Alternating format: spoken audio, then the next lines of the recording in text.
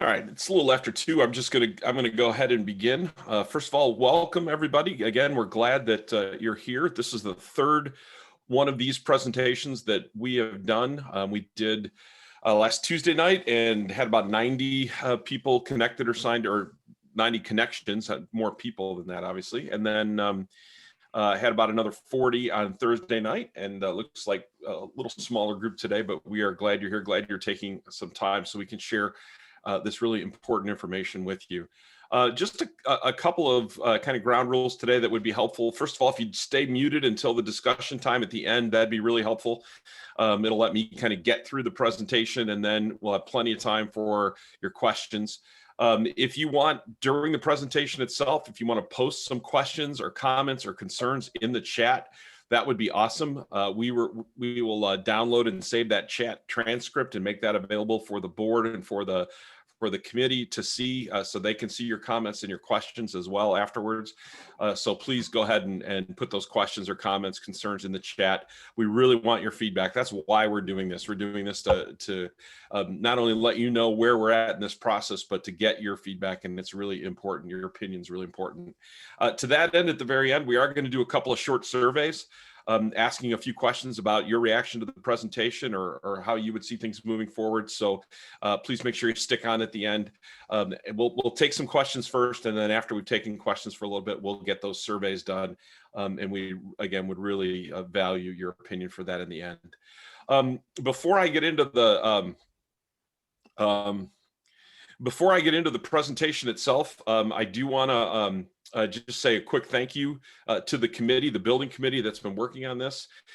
First of all, Joe Valerio is actually with us on the call today, and he's going to be available to answer any questions from an architect's perspective. Joe and Linda Searle are both architects and members at the club, and they've been very influential and indispensable in this process, and so they're on this committee. Tom Gritzenbach is a member of our board of directors right now, and he's also the chairman of the Building and Grounds Committee for Naperville Country Club, and so we wanted Tom on this committee as well. Joe Hoff is our treasurer, and so Joe has been on this committee. I can't get the sound. Joe has been on this committee as well. I do not know how to get the sound. So Joe's been on this committee as well, and Joe has been really helpful looking at the financial side of things as in this process. Tim Gardels is a past president of Naperville Country Club, and we asked him to be on the committee because in his life before retirement, Tim was very involved in a lot of big construction projects and working with construction managers and things, and so Tim's been really helpful. And then finally, of course, Brad has been on the committee as well. Just since Hunter came on board on staff, Hunter's been with us as well, and I think Hunter's actually on the call today too. So if you guys have any questions for him along the way, that'd be great too. So to kind of get into the presentation here, first of all, I've been kind of jokingly saying this. Well, not jokingly. I've been saying our golf course is our greatest asset. It is our greatest blessing. We have this beautiful golf course, and there are people actually out on the course today. Some nice sunny weather here in Chicago. It's great. But here's what I've been jokingly saying. I've been jokingly saying that there's a problem on our golf course kind of lurking in the trees, and that's our clubhouse. And the reason I know that our clubhouse has been an issue is because in our 2020 member survey that we did, one of the lowest scores we got in any of the areas was condition of the clubhouse. It was a 55 score. In the overall facilities area, you'll notice our overall score there was 70. But what really skewed that is the cleanliness and sanitation was 87. Our staff does a great job keeping our clubhouse clean. The problem is the clubhouse itself, the sense of arrival, the atmosphere, things like that got bad scores. We actually had 116 comments in this area, which if you've ever done surveys or worked with surveys at all, you know that to get people to actually not only just click on a box, but to actually type or write in a comment is huge. And 116 people wrote in comments in this area. Things like the pump room needs to get updated. A new bar that would foster member camaraderie would be wonderful. Or clubhouse is very dated. It's probably the least attractive part of the NCC experience. Or it's time for a renovation of the pump room bar. As a membership, we need to move forward with this process and create more of a sports bar environment. But it wasn't just the pump room and the bar area. The men's locker room is dated, needs to be remodeled. Members grill bar area dated as well. And then of course the pump room was mentioned here in this comment too. Now, it wasn't just in the facilities area that we had some issues on the survey. You probably got an email, or hopefully you got the email from Brad this past week, where Brad went into a little more detail on different aspects of that survey. But one of the key ones that we think affects this clubhouse thing is this time it takes to get your meal question. One of the present problems we have, and we'll talk about this more in a minute, is our main kitchen is just really far away from where the food is served. And that really does affect things. One of the things we asked people on this survey was, what would it take to get you to dine at the club more often? And 35% of the people answering the survey said more of a casual dining experience. 40% said better atmosphere. And again, wrote in comments, things like, we need better and faster table service. The service needs to improve. Renovation needs to take place. Renovation was mentioned in this area a number of times as well. We need to improve the consistency and quality of the food, and the wait times for food and or beverages is often too long.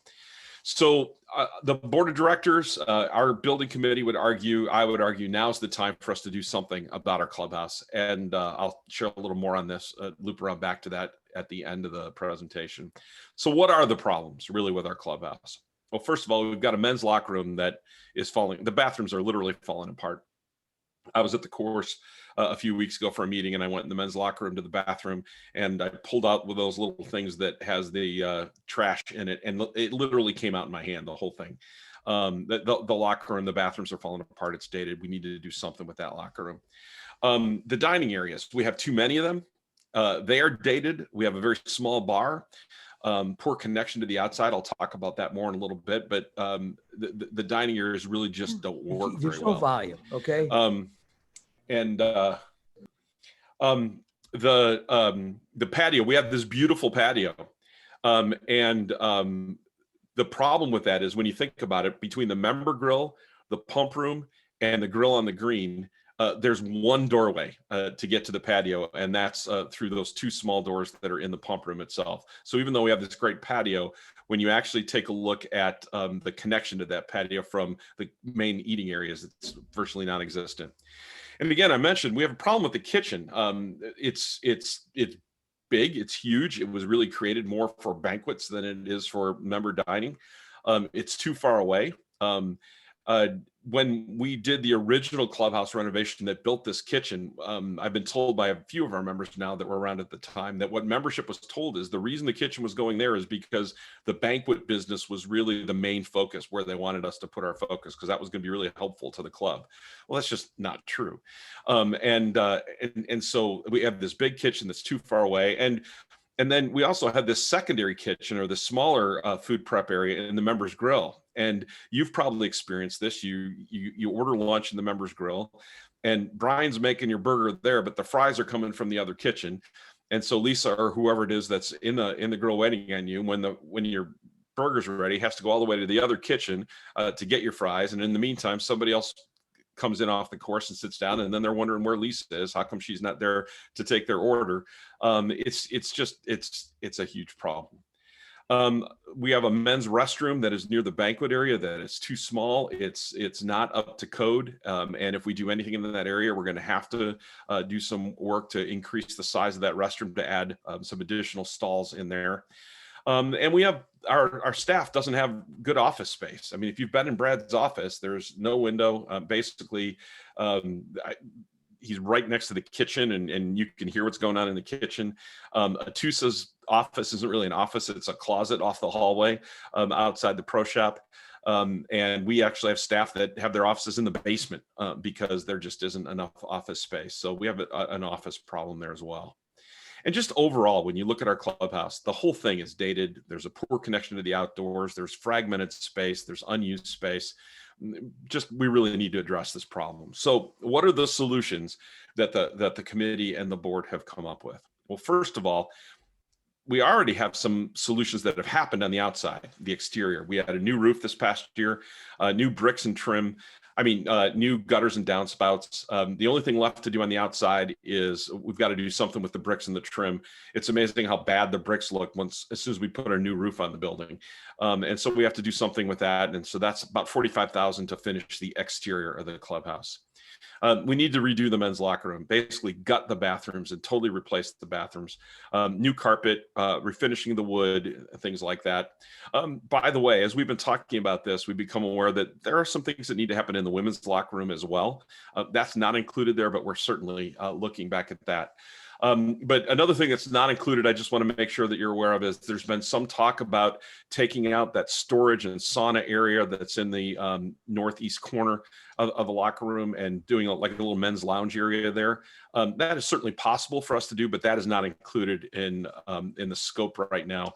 So to get the locker room done is about $200,000 with a $20,000 contingency. Let's talk about the pump room, the member grill, and the bar, really the kind of key areas of the focus for this project. To help us with this, the club hired an architect, Steve Weiss, who's the principal for Weiss Architects, and he's been working with our building committee since last fall. We also engaged a construction firm, Bully and Andrews, to give us cost estimates. So the numbers that you're going to see are really pretty good numbers. There's been a lot of time and effort putting in to make sure we have good numbers for this project by Bully and Andrews.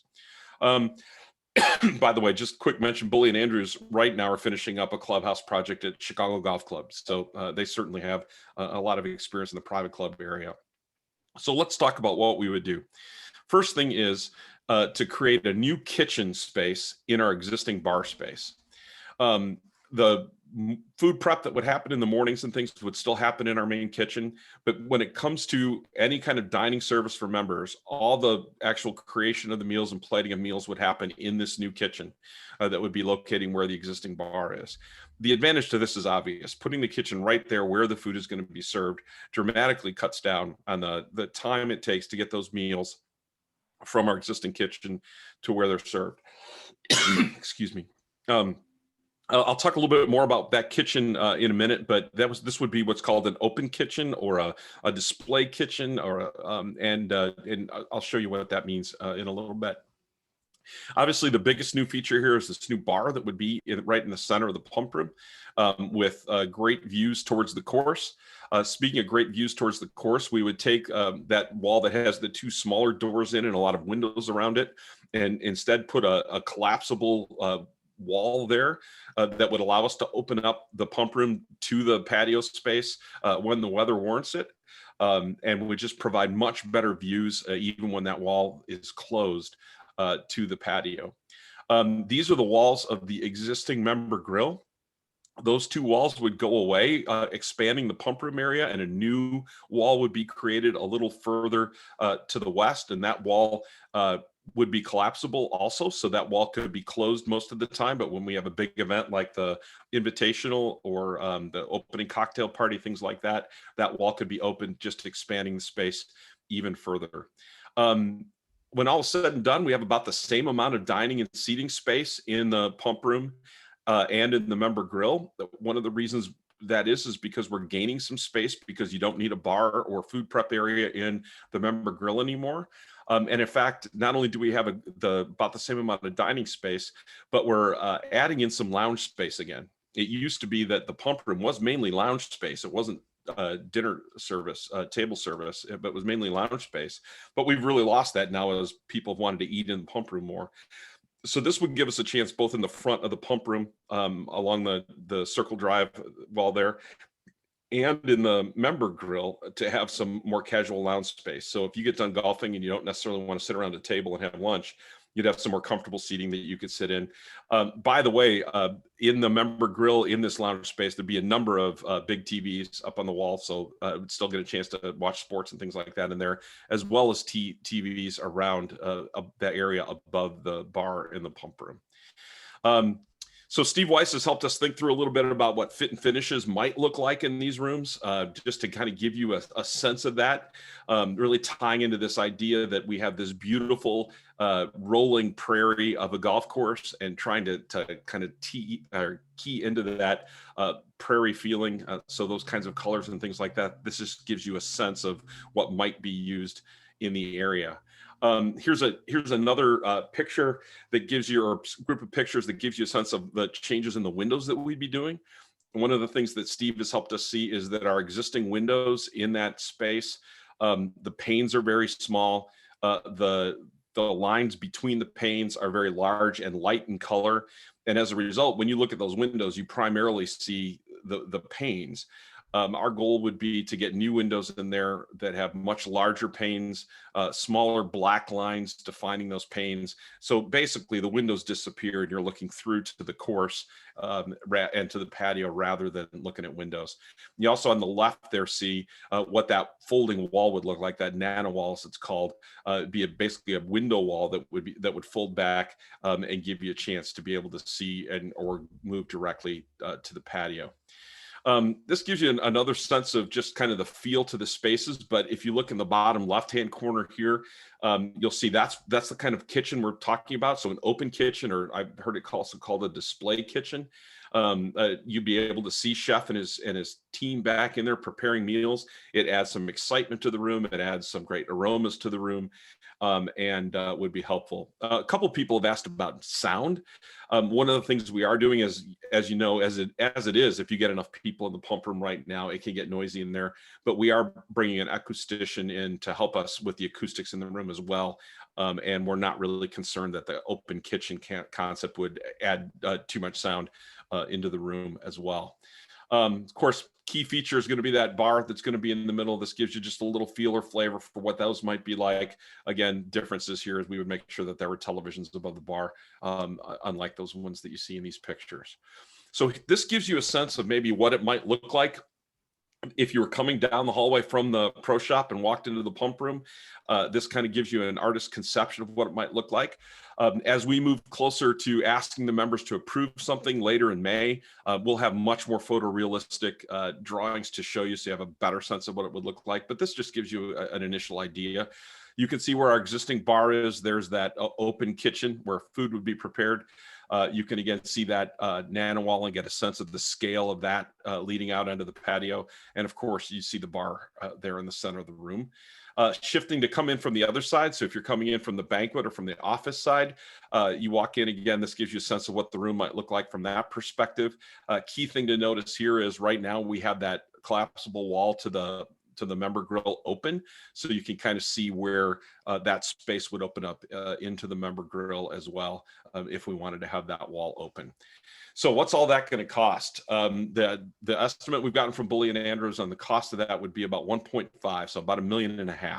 About 1.4 of that is the construction and about 100,000 in new furniture throughout the whole area. I know some people would really miss the Cracker Barrel furniture and the member grill, but we would replace all the furniture throughout the whole area. We have a 10% construction contingency built into that cost and a 5% owner contingency built in as well. So let's keep moving around the clubhouse. Obviously, if we're going to do those spaces, we have to do the hall areas immediately outside as well. So that all matches together. And that's about 80,000 to get that done. Here's another thing we're excited about. What about the funeral parlor, as it's affectionately called, or the grill on the green? We would want to make that space a smaller, more intimate dining space, basically the new Club 21.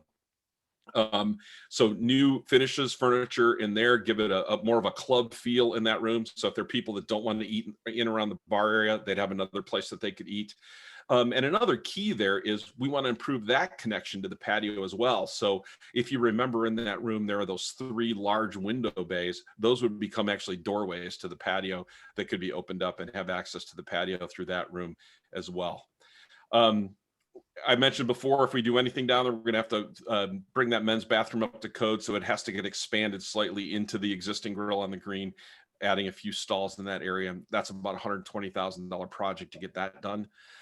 So all of that all together, the grill on the green, making it the new Club 21, doing that bathroom, the hallways, the members grill and pump room project with the new bar, moving the kitchen, all that together is just over 1.8 million. And we're calling that the Centennial Clubhouse project. Now, we don't want to neglect other things in the clubhouse. So at some point, the finishes and furniture in the fireplace room, as we're calling it, that area outside the ballroom are going to need to get done. That's about 40,000. Same thing in the ballroom, around 40,000 to do carpet paint finishes in there.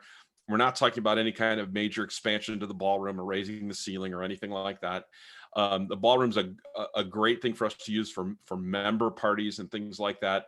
But one of the things we've learned in the last year is we do really well as a club without a lot of outside banquet business. We have not had that over the last year, obviously, and the club has done just fine.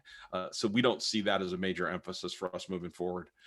And then finally, we would use the existing Club 21 to remove all of our office space into that area. So staff would be using that space as office space and have much better office space for them to be able to use. I mistakenly said the other day that we have to get a TUSA out of the closet. That was probably not the right way to say that, but it's just a great chance for our great staff to have a good place for office space. So when would we do this? Well, the proposal would be that phase one, which includes that Centennial Clubhouse project, so the food and beverage areas, the moving of the kitchen, that would happen next winter. So winter of 2022, basically done by just about this time, just by the end of March next year. We're going to need a special assessment to raise the money to make that happen. And we would also do the men's locker room next winter as well as a part of phase one. We'd be able to use some existing capital dollars in our capital reserve to cover that locker room project. So the goal would be to get that done next winter. Phase two would be the following winter. So the following winter, we would do the fireplace room, the ballroom, and the office relocation.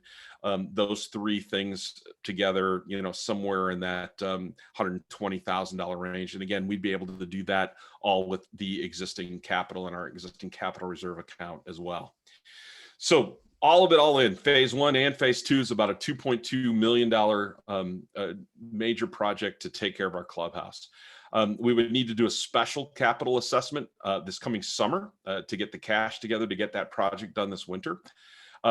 We would do no regular capital assessments this fall or the following fall. You may remember last fall, we warned that we were looking at about $1,000 a year for capital assessments over the 5-year capital plan we were looking at. That included things like the equipment lease that Kyle has for the equipment used on the course. And there was some money for some smaller clubhouse projects built into that. Because those projects are a part of this process, we would not have to do that $1,000 this fall and $1,000 the next fall. So those, we would not plan on doing those unless something crazy happened, of course. We'd be able to use some of our existing capital reserve. We're going to end this year in a great cash position. Our fiscal year basically ends the end of this month. And so we're going to be in a great capital position there and expect to have just a little over $1 million in our capital reserve. In talking with the past presidents group, that we have this past presidents committee that we are supposed to take capital projects before. And so we've shown this to them and gotten their feedback. They've said for years, our goal as a club has been somewhere around $500,000 in our capital reserve. So that does give us some cushion, some of those funds to use in this project. We've already taken the action the board has of raising our initiation fee. It's been $10,000 for the last few years. And so at our last board meeting, we actually raised that initiation fee to $15,000. And by the way, the position the club is in right now, all dollars from initiation fees go directly into that capital reserve. And we do believe that the right thing to do for this project is to have a special assessment for our social members as well. Typically, social members do not participate in capital reserve or in capital assessments because normally a lot of that's aimed at the golf course. But since this special assessment is for the clubhouse, and that's primarily where social members benefit from their use of the club, we believe assessing social members to help with this project is important as well. So what's that bottom line for members? We're looking at about an $8,500 capital member equivalent special assessment that we would need to do this summer if this project moves forward. Now, when I say capital member equivalent, remember what that means is for a regular member, that would be $8,500. But for example, if we had a new young exec B, they pay 70% of dues, and they would also pay 70% of that assessment. Again, that's based on just what our bylaws and our rules, policy, and procedure say. That's how they are assessed. So, but when you put that together, we have about, at a low point this last year, we had about 225 capital member equivalents. we're figuring that there'll be some people that just don't want to do this project. And so we may lose some members. There'll be some attrition there. So we've looked at about a 10% attrition rate. So looking at about 8,500 for an assessment. If we move forward with this project, one of the things the board has thought about is how would we assess that? And we give the membership some options. Option A would be to just basically write a check this summer, or you'd have the option of having that billed maybe in July and September on your bills. If you wanted to do it in a couple of installments, that wouldn't be a problem. Option B would be that you'd write a $3,000 check this summer and then pay $275 a month for the next 24 months. So it would give you a chance to get the rest of that assessment done over the next 2 years. And obviously, because you're using the club's money, you're going to pay a little premium for that. By the end of the day, you'd pay about $9,600 because you're doing it over those 2 years. Just a couple notes on that. We're going to need as many members as possible to select that option A to write the check this summer to ensure that we actually have the cash to move forward with the project this winter. And so we've talked about something like a Centennial Club or something like that, a plaque with your name on, or maybe some guest passes or something like that to thank members for being willing to do the full assessment right up front. And obviously, if you choose option B, if there's something we're going to do it over time, we would need members to sign a promissory note so that, we don't have somebody, making a commitment to do that and then not following through on that commitment. Just a couple other things to think about. I know 8,500 sounds like a big assessment, but when you think about the fact that we wouldn't be doing the $1,000 assessments for the next 2 years in the fall, it's really about 6,500 different than what you would have been paying anyway. As I said before, we do anticipate ending this fiscal year with about 1.1 million in the capital reserve, and we're going to be able to use some of those funds to help with this project to keep that assessment where it is and not have it have to be higher. And yet, even that said, as we project out over these next 5 years and the continued upkeep to and equipment for the golf course and things like that we need to invest in, we still end that 5-year capital period with more than $500,000, a nice healthy capital reserve as we move forward. And then obviously the last thing to consider is obviously none of this happens without member approval this May. Our hope is to have all the final information together, final costs, all that for the membership at the annual meeting in May. And that's when we'll be asking members to approve this project and see whether we're going to move forward with it or not. So again, just before I'm done here, one last thing. I said, why is now the time to do this? And I would argue, first of all, it's long overdue. Nothing major has been done with our clubhouse since the 90s. The member survey indicates it's a high priority for us. A lot of people are commenting that they'd love to see us do something with our clubhouse. The lawsuit and the RIF issue are behind us. Interest in golf is strong. The club's in just a great financial position right now. Competing clubs are doing it. Either have done it already or are doing it. I was talking with my friend the other day who's the vice president over at Crest Creek. They're going to be assessing their members for a new expansion to their bar area this year as well. So if we want to keep, we have the best golf course, I believe, in the area. We don't have the best clubhouse. And so if we want to stay competitive from a clubhouse perspective, we need to do this. And then finally, it's our 100th anniversary. It's a great chance for us to rally off the excitement on the club and get something like this done. So I've been talking a lot. We do want a chance to